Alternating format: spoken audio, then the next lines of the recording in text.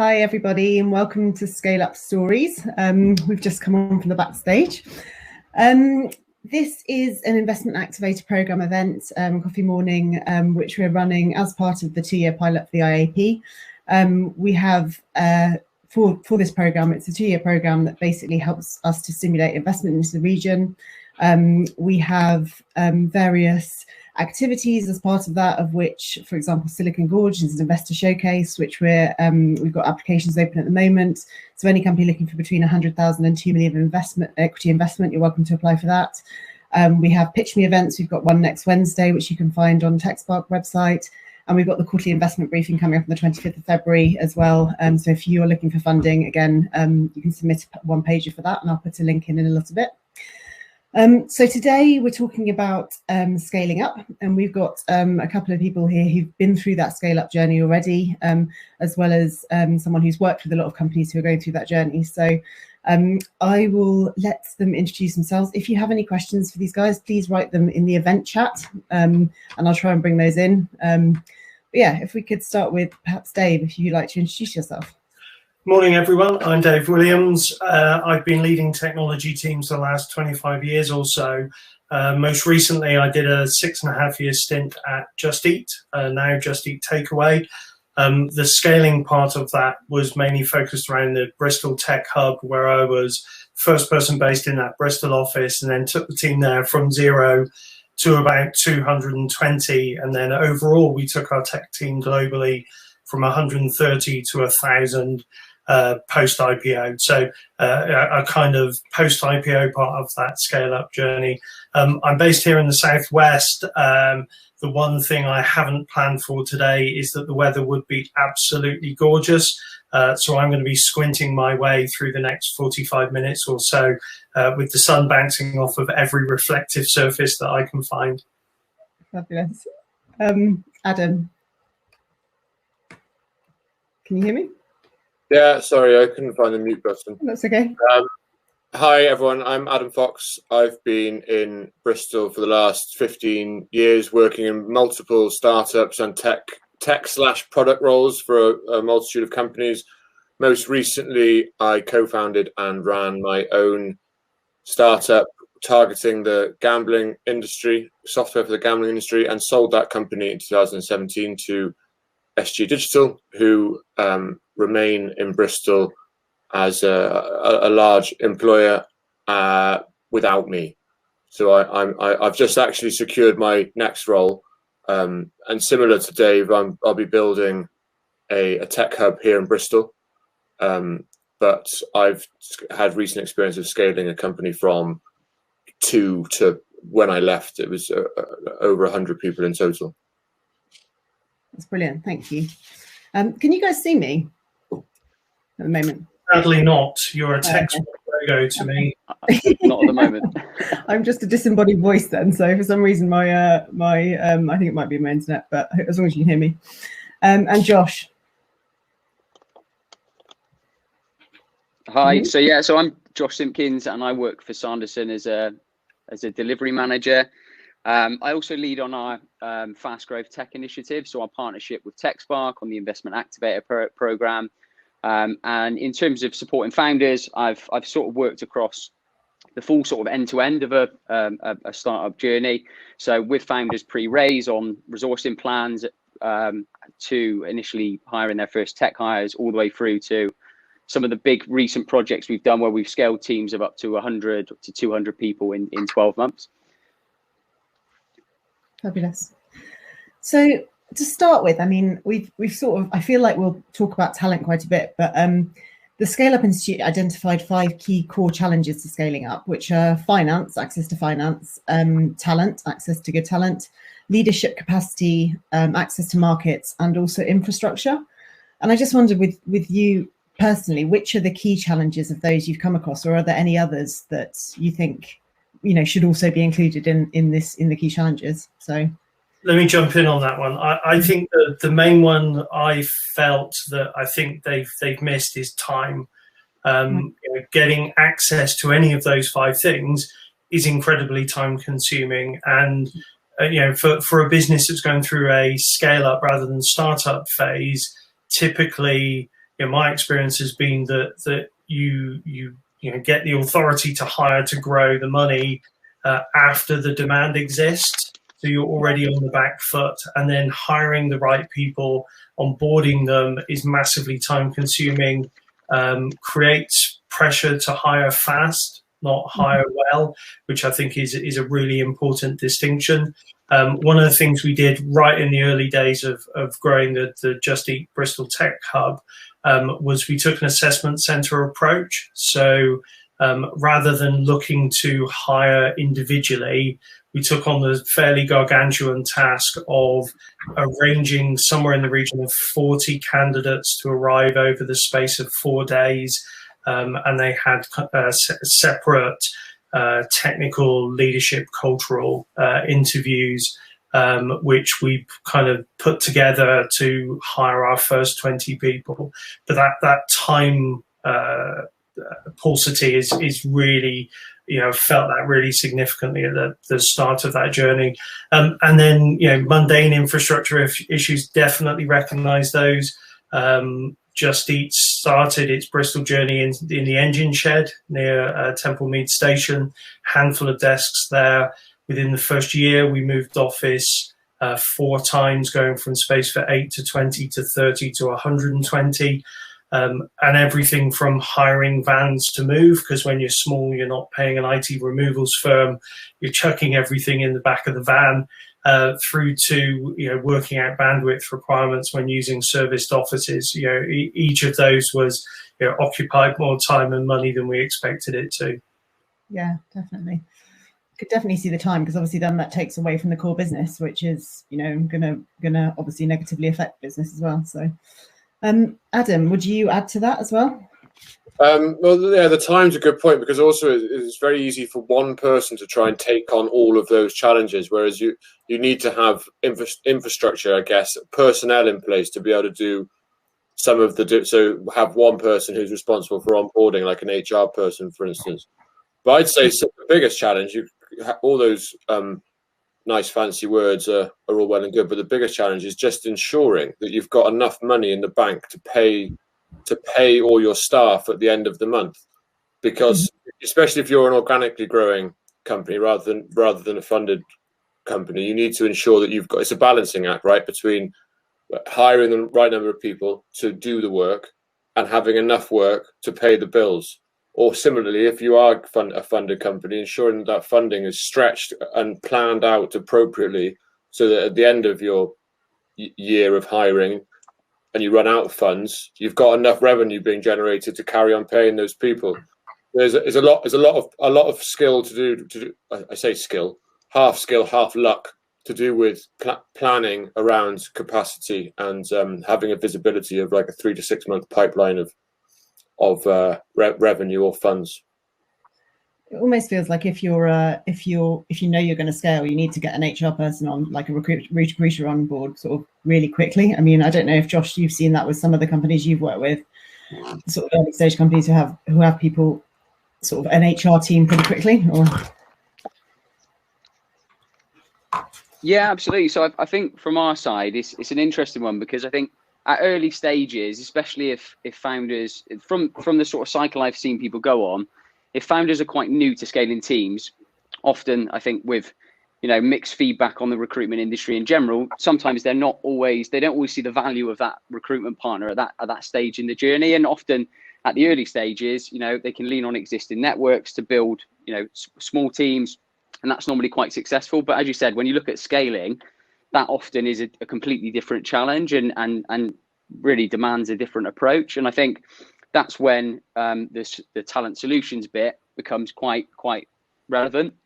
And I think the earlier that you have those conversations and look at I suppose recruitment partners or internal capability as an option, the better, really. I think the one thing I've seen, which is an interesting one with people as they go on that cycle, is sometimes if it's left quite late in the process, especially when it doesn't, and scaling doesn't have to be massive. It could be 5 hires to a small company could be quite significant growth. But if it's left quite late, often especially with the recruitment world, the person who's sending you speculative CVs or calling you every day might get an opportunity to support. And are they always the best person who's going to support you through your growth longer term?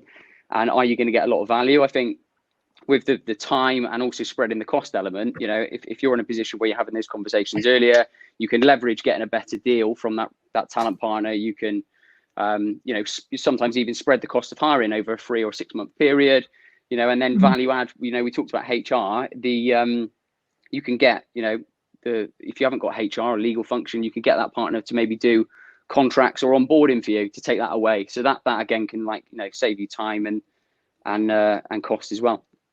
Yeah, I think just jumping in, that's a really important area to spend time and spend it well. So whether you're working with an internal talent acquisition lead or with an agency or recruitment partner, spending the time so that they understand your business and what you need, I think is incredibly valuable, because you can waste a lot of time bouncing the first 3 or 5 candidates that you speak to because an agency has misinterpreted what you mean when you say software engineering, or what you mean when you say agile or DevOps or any of those other areas. So whichever model you choose, really investing the time to you know, make sure you're getting across your story, your narrative, but also really testing the partners if you're going to work in that space, and making sure that they understand the region that you're going to be operating in. You know, one of the things that you know, we discovered at Just Eat was some of the partners we worked with were amazing for the London market,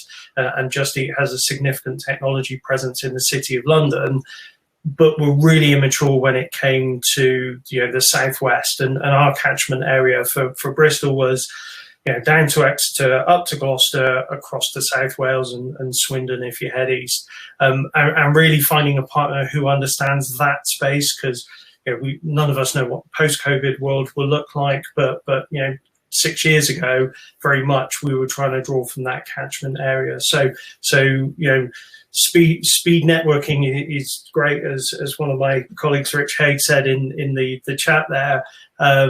But actually spending the time and investing it wisely on that talent will pay dividends, because you can hopefully then get really well-tailored candidates, you know, coming through to the truly time-consuming bit, which is, you know, interviewing them across a number of disciplines.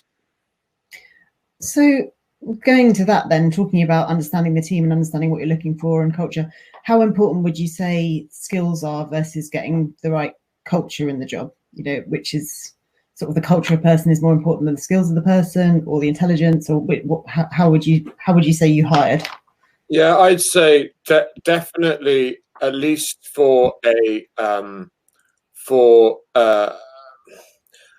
fast growth company, who you might not be able to hire the exact skills that you are looking for. So let's say you're starting up a new robotics company. Now, you're not going to have a plethora of robotics experts in the Southwest, but you are going to have a plethora of young, bright, intelligent, keen individuals who are willing to learn on the job, and who are willing to go on that journey with you.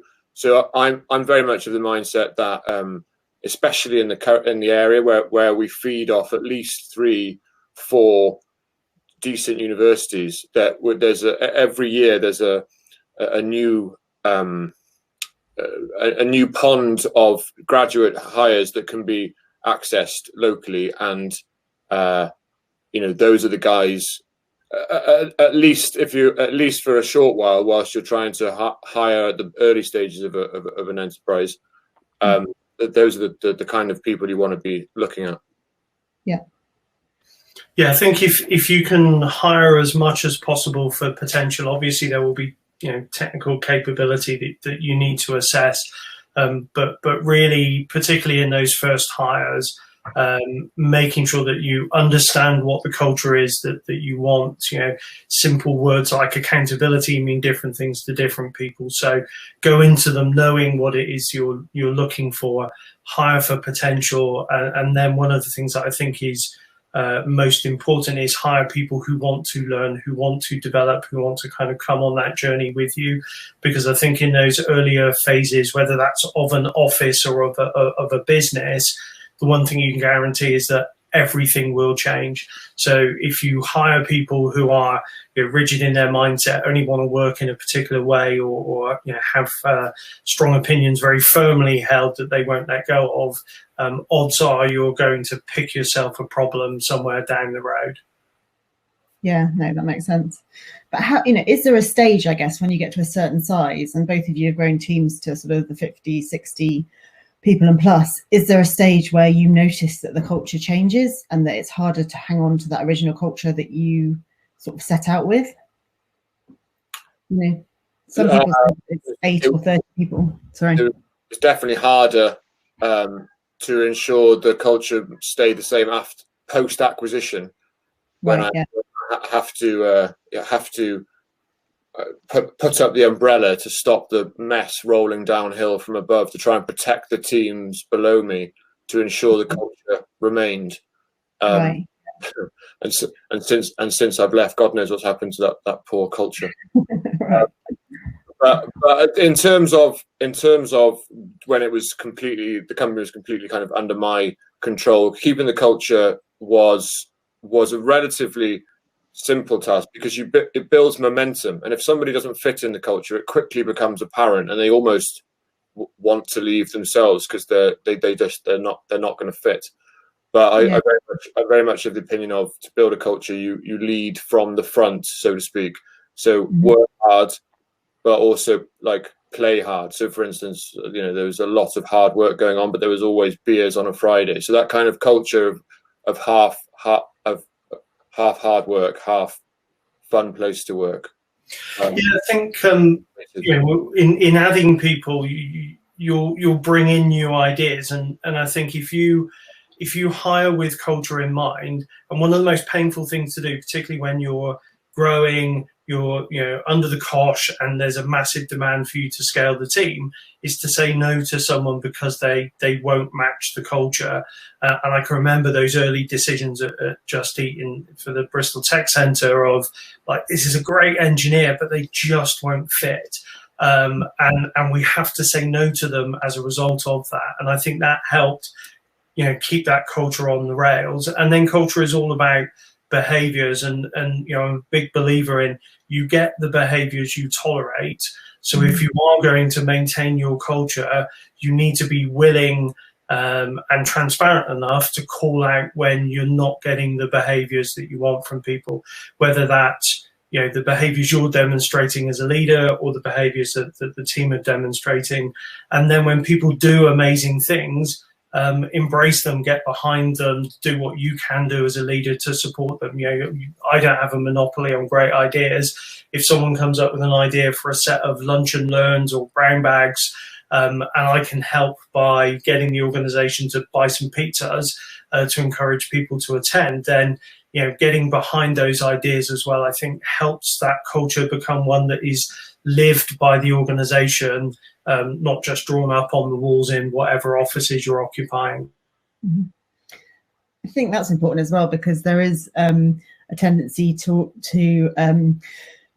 the captain sort of syndrome. Like, the captain basically has to be humble and be able to say no, your ideas, and highlight their teams and get behind their teams, as you say. And otherwise, I've seen companies I've worked in where they've employed people but haven't actually delegated any of the work to people. So people at the bottom are massively underutilized, and the people at the top are massively stressed and think that everyone's stressed when actually they're not. So there's an element of being able to be transparent across the business and keep that transparency and make sure that everyone knows what everyone else is doing, I guess, as well. Yeah, I think that's really hard. The first 20 hires at Just Eat in Bristol, I was personally involved in.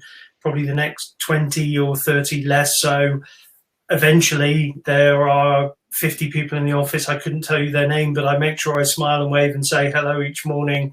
When I was with Just Eat, so I think there is a letting go process that you need to be able to go through, which is why it's so important to have trusted partners, whether that's your people team, your HR team, if you're lucky enough to have an HR person in the business, if you're at that scale, or your recruitment partners.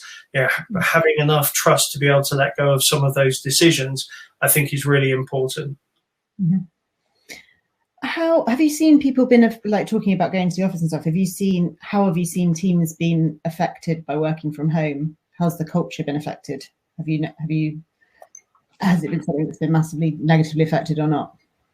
So it was an interesting time for me last year, still working for my acquiring entity, because I had to kind of rebuild the whole hiring and firing, unfortunately, kind of models to do it over Zoom or other video applications, and it was a bit of a challenge. But there, as I kind of mentioned in the last point, because we had a culture there that was already perpetuating. It was fairly easy to keep the momentum going. Instead of having Friday beers, we'd have a Friday Zoom quiz. You know, where beers were encouraged, but not insisted upon. And similarly, like just made sure that the fun, friendly environment was still apparent on Slack and on every video chat. But it definitely brought a new set of challenges, and I'm about to undertake it from scratch in Bristol, and it's going to be a whole new kettle of fish, building that, keeping that culture. But it's going to be a case of lots of video interactions with everyone, lots of online type events, that kind of thing. Yeah, so I wrapped up my time at Just Eat in Q4 last year, and for that period between COVID impacting the business and me leaving, I think one of the best things we did as a leadership team for technology was recognize that actually the experience of COVID is different for everyone. So, I had colleagues who absolutely loved the opportunity to work remotely, spend more time with the family, not have a 3-hour commute every day. But there are a number of people who actually need to be around other people to feel great, and recognizing that it isn't just collectively saying, oh, this is brilliant, we no longer have to go in offices, but actually that everyone's going through their own different journey as you go through that. Just Eat was very lucky we'd set ourselves up to embrace remote working. So the actual technical switch over to people being able to work from home was relatively straightforward. And then as leaders, we've just really dialed up the communication with people. The kind of things like we call them sundowners that Adam's referring to there, where get together and have virtual drinks on a Friday, or people DJing, or other kind of activities. But also making sure that as leaders you're still approachable, because you miss those corridor conversations. So I know to this day the tech leadership at Just Eat does regular Q&A sessions where anyone can ask any difficult conversation question that they like. And that leadership team puts a lot of effort into still being approachable and contactable, even though we can't bump into one another at the coffee machine these days. Yeah, I mean, we at TechSpark, we have a daily water cooler chat, which you can or don't have to. You can if you want to, but you don't have to jump into. Sometimes we talk about work, sometimes we don't, but it's just a point of connection for everyone for 15 minutes in the morning, which is really nice, especially when you're having a day where you're going to not have many meetings or feeling quite isolated. So let's go on to talk about sort of leadership and how you develop people in a fast-growing culture. Like, with fast-growing teams, how do you make sure you offer the right learning and development opportunities for people? What would you say? So my immediate response on that one is, I've always been a strong believer in keeping the work that you're asking people to do, keeping it like cutting edge. Even if you're asking someone to do a mundane piece of work, ask them to spend a bit of their time researching how it could be done better, what the emerging technologies in that field could be, so that people are kind of always training themselves on the job.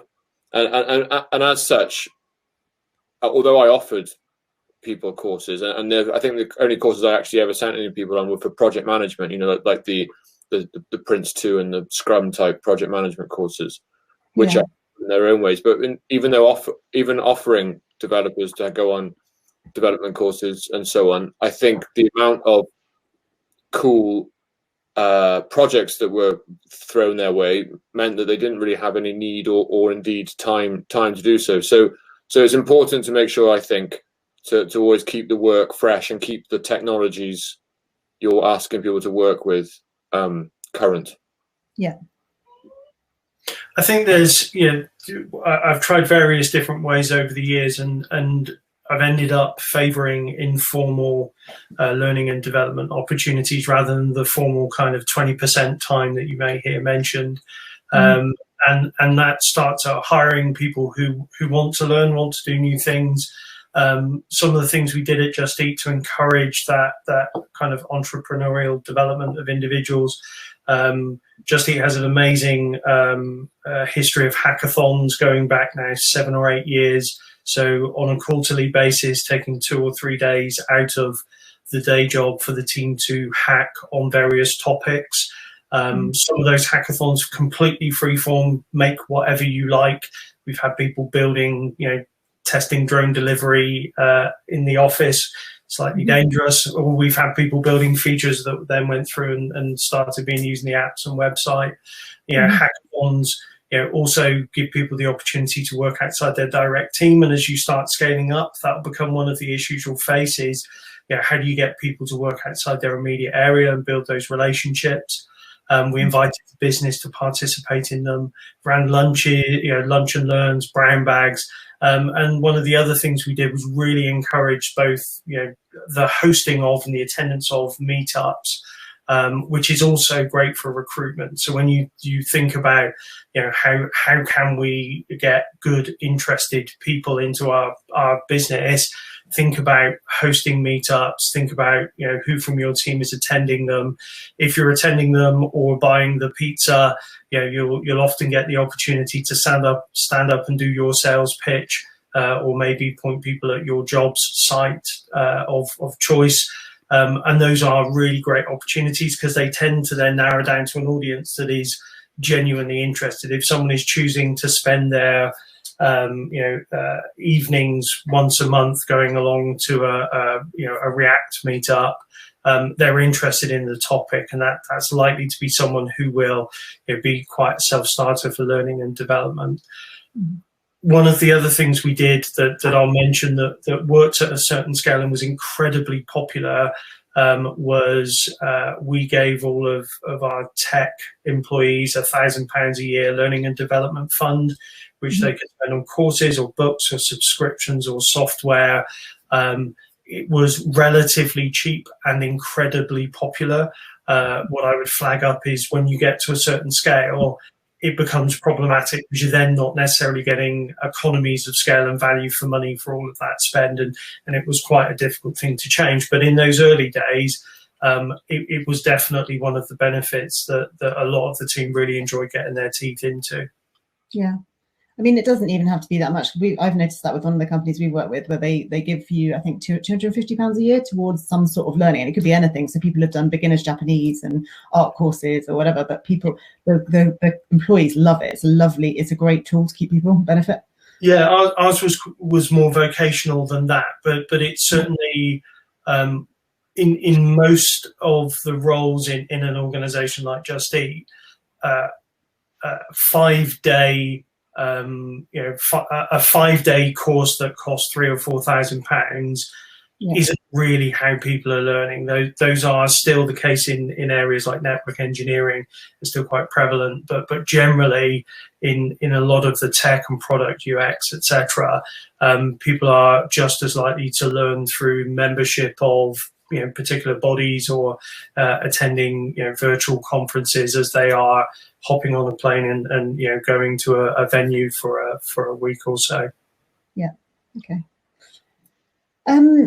So going on to talk about, infrastructure. Also, anyone in the audience, please feel free to ask questions. So if there's anything in specific that you want to ask any of these guys, but just type them in the notes. But talking about sort of infrastructure, a couple of the companies that I've worked with in the past, as they've scaled so quickly and have suddenly got an influx of money, they've gone out and bought a lot of different softwares, and there's been a lot of issues between maintaining infrastructure across the company. I don't know if that's something that you guys think that people should be thinking about right at the beginning, or if that's just impossible to do as teams grow? Or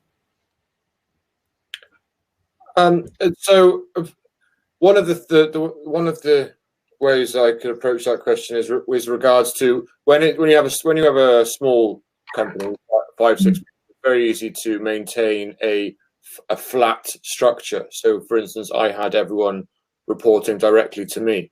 Now, this is not so much maybe infrastructure, but there still is an important infrastructure you need to make sure you have a plan, at least a plan for, which is to create in order to be able to scale appropriately, to be able to create a way where you don't have 100 people all reporting to you. So you have the ability to both for individuals' personal development goals, so they can grow within the business. It's not like a glass ceiling, and secondly for appropriate team scaling. So let's say you have 5 developers, they're all reporting to you, then you want to double in size, you've got 10 developers. Instead, make sure you have the ability to bring in a team leader type approach and have some seniority levels with each with their own direct reports. So that's how I would approach that answer. Yeah. And then from the software side, the thing that I would say is your users, particularly if they are smart engineers or smart product and tech people, they will find a way to go out and use the tools that they want to. I feel it's better to embrace that. It's better to have an internal enterprise IT or internal computing team who help that, keep a list of what everyone's using, make sure it's paid for, make sure it's patched and up to date.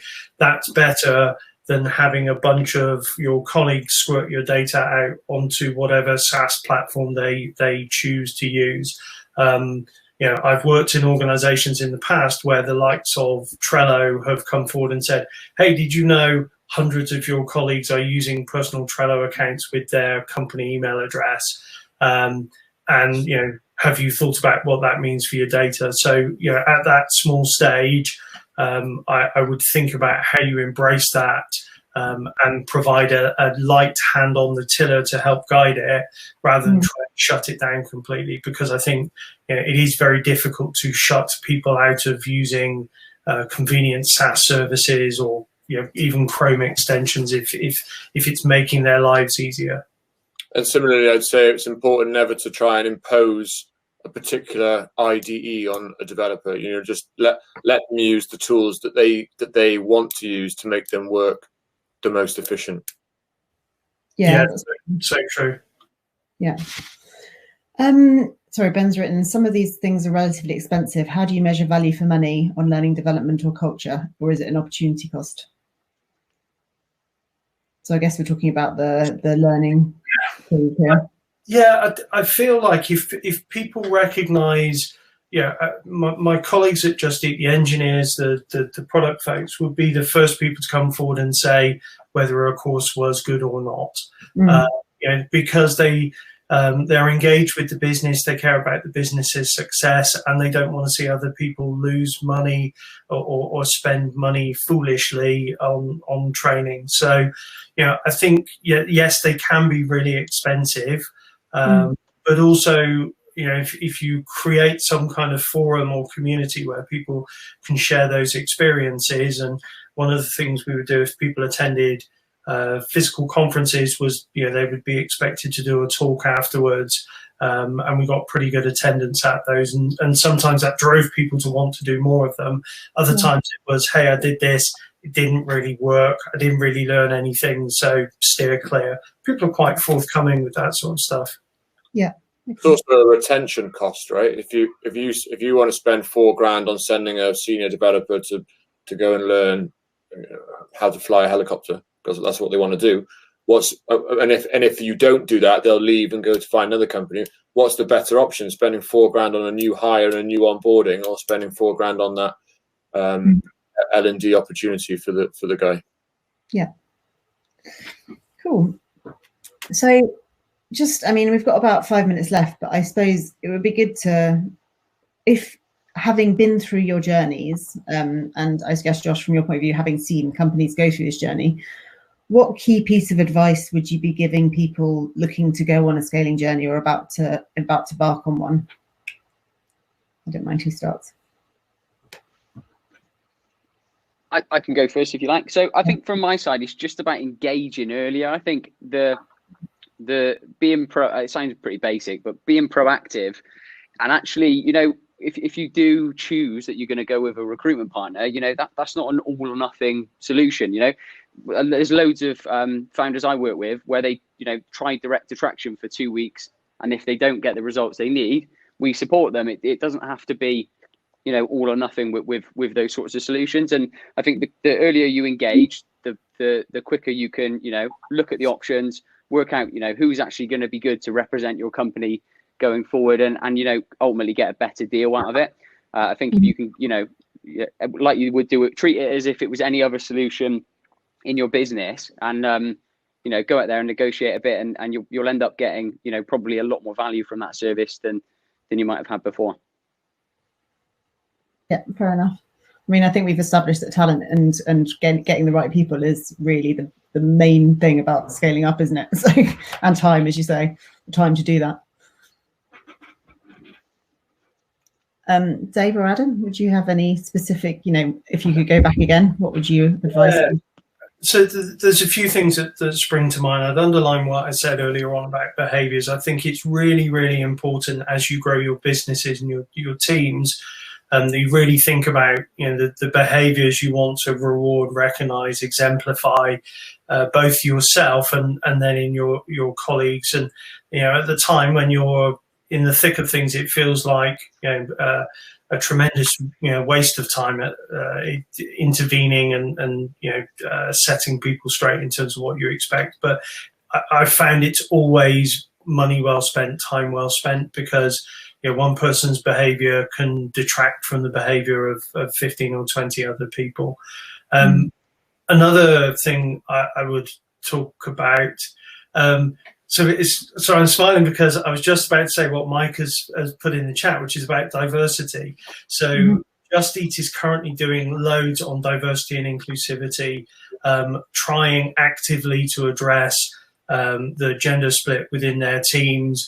They've been really active within the product and tech community about open conversations on Black Lives Matter, and inviting in guest speakers to talk about their experiences, being from a BAME background in product and tech. And you know, the last 18 months or so, maybe a bit longer when it comes to advocacy for STEM and women in tech, has been really great.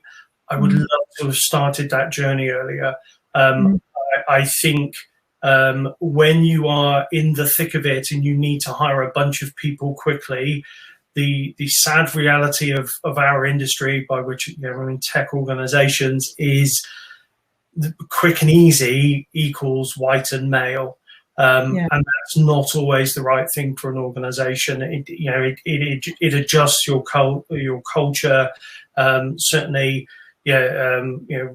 we adjusted the way we did things like sundowners because statistically women are more likely to be primary carers, and primary carers are unlikely to be cracking open beers at 4 o'clock, 5 o'clock on a Friday afternoon.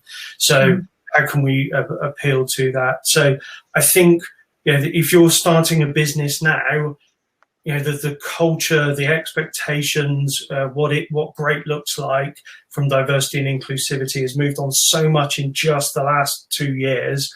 Think about where it's going to be in 2, 3, 5 years' time, and start working today with organizations that can help put you in touch with candidates from, you know, atypical backgrounds, with kind of women in tech and STEM advocacy groups. And really, you know, there are dozens of organizations out there who would love to talk to you. Go and talk to them. Even if you're a small organization, they may be able to help, and think about how you can help them. Because I think that, you know, if I then become hyper rational, I would say that's going to become part of hiring great people in the future. Great people won't want to work in organizations that are all 30-year-old white men. They will want to work in organizations that reflect what the country looks like and the backgrounds of, of their social groups. Perhaps, thank you. The primary carer of my children certainly doesn't crack open a beer at 4 o'clock on a Friday afternoon. She's more into wine. My piece of advice for anyone going on a scaling journey, it's very easy at the beginning to remember how to do everything yourself, to remember how to onboard people, to remember how to onboarding is a great example. If you don't have your processes defined, like just a list of steps for everything, whether it's onboarding, whether it's setting up a development server, whether it's how to release a new piece of software to your global markets, if you don't have these documented and regularly, annually, let's say, reviewed, you're going to fall by the wayside as soon as you start to scale. As soon as you've got 20 people coming on board and you're not the only person who's doing the onboarding, or you're not the only person who's setting up those development servers, you're not the only person who's releasing the software. You need to have those processes documented and reviewed.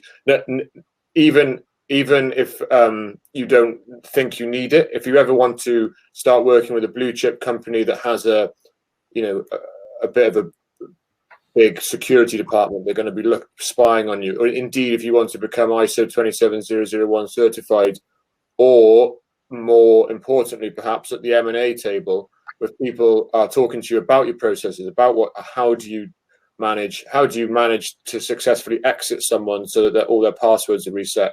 If you don't have these processes documented, you don't have them to hand, then you're going to quickly become a victim of that. Okay. I mean, there's a question that's just emerged about outsourcing as well, and whether outsourcing your development to overseas is something that you guys had considered early stage, and is it beneficial long term? I don't know if that was something that you either of you did or considered. Sorry. I've had lots of experience of outsourcing over my career, and to various degrees of success, but in general, I've had more success keeping things under one roof. As much as that isn't possible right now, I would still want to keep things in the same time zone.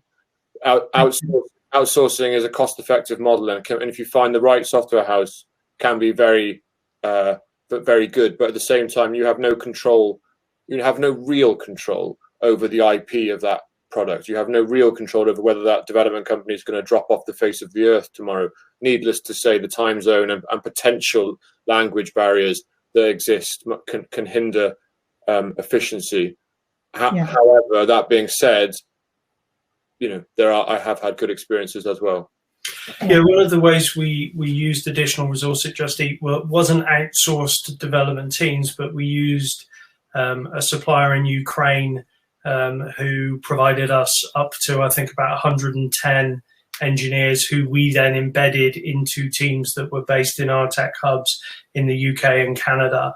And that meant we didn't have that continuity of service worry, because if one member of the team did drop out, the team still held together. So I think there are options there that can be really effective, but definitely you have to think really carefully about time zone, language, cultural differences across teams. And there are behaviors that will encourage that. Strangely, COVID will have helped with that, because now we don't all sit in a room with one person on a conference call. We all sit on the conference call together, and that's been a great leveler for teams and how they communicate. Thank you.